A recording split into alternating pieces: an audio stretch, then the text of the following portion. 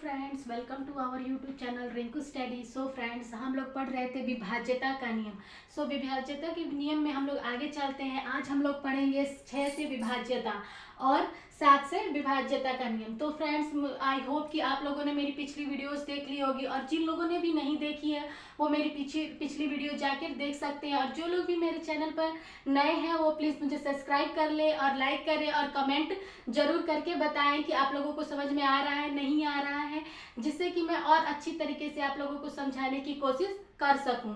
Friends, चलिए देखते हैं 6 से विभाज्यता का नियम। यदि संख्या 2 और 3 दोनों से विभाजित हो। 6 के नियम में क्या है कि यदि संख्या जो है, जो भी हमारे पास संख्या होगी वह 2 या 3 दोनों से विभाजित होनी चाहिए। जैसे कि हमारे पास एग्जाम्पल में हमारे पास है नहीं है 3, 6, 9, 1, 2। तो इसमें बोला है कि जो संख्या 2 और 3 से विभाजित हो। तो देखिए 2 का नियम क्या कहता है हमारे पास? 2 का नियम ये कहता है कि इकाई का जो भी अंक हो वो 2 से क्या होना चाहिए? डिविजिबल होना चाहिए। और 3 का नियम ये क्या कहता है हमारे पास कि जो 2 अंक होंगे उसको मिलाकर, जो भी अंक होंगे उसको मिलाकर अगर जोड़ने पर जो संख्या 3 से डिवाइड हो जाएगी वो हमारी संख्या किससे डिविजिबल होगी? 3 से डिविजिबल होगी।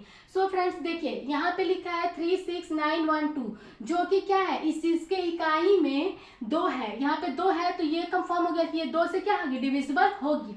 और 3 से विभाज्यता के लिए भी ये 3 से विभाजित होगी, क्योंकि इसके लिए क्या है? इसके अंकों का योग, यानी अंकों का योग क्या होता है? 3 + 6 + 9 + 1 + 2। इसको ऐड करेंगे तो हमारे पास क्या आ जाएगा? 21। और 21 जो होता है फ्रेंड्स वो 3 से क्या होता है? डिविजिबल होता है। तो इस तरह से हमें पता चल गया कि क्या है, ये 6 का डिविजिबल 6 से भी डिविजिबल होगा। फ्रेंड्स, आगे चलते हैं 7 से विभाज्यता का नियम, यानी 7 से डिविजिबिलिटी रूल।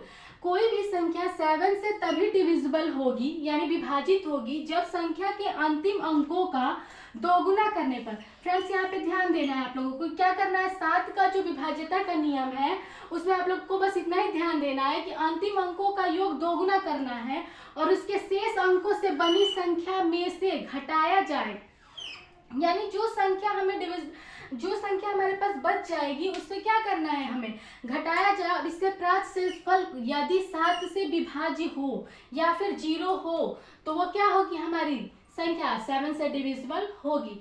देखिए फ्रेंड्स, 7 का जो नियम है थोड़ा सा डिफिकल्ट आप लोगों को लग सकता है, इसलिए मैं फिर से आप लोग को समझा देती हूँ कि कोई भी संख्या 7 से तभी डिविजिबल होगी, विभाजित होगी, जब संख्या के अंतिम अंकों का दोगुना करके उसके शेष अंकों से बनी संख्या में से घटाया जाए। यहाँ पे ध्यान देना, घटाया जाए और इससे प्राप्त शेषफल 7 से क्या होने चाहिए? विभाजित होने चाहिए, या फिर 0 हो।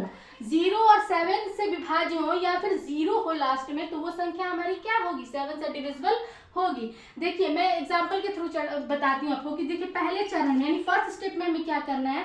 जैसे कि हमारे पास संख्या है 2, 4, 2, 9। क्या संख्या हमारे पास? 2, 4, 2, 9। तो इसमें बोला गया कि अंतिम अंकों का दोगुना। अंतिम अंक हमारा क्या है? 9। क्या है हमारे पास? 9। तो 9 का हम लोग डबल करेंगे तो क्या आएगा? 18। और शेष बनी संख्या, यानी शेष हमारे पास क्या बन गया? यहाँ पे ये बन गया हमारे पास 2, 4, 2। तो इस संख्या में से क्या करेंगे? 9 का डबल करके घटा देंगे तो हमारे पास आ जाएगा 2, 2, 4, यानी 224।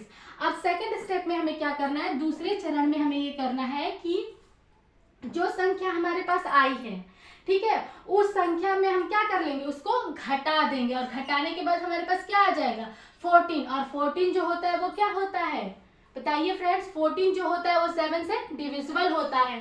तो इस प्रकार से बनी संख्या क्या होगी? 7 से डिविजिबल होगी। आई होप कि आप लोगों को ये नियम समझ में आए होंगे। अगर समझ में आए हैं तो please like, subscribe and comment. Thank you.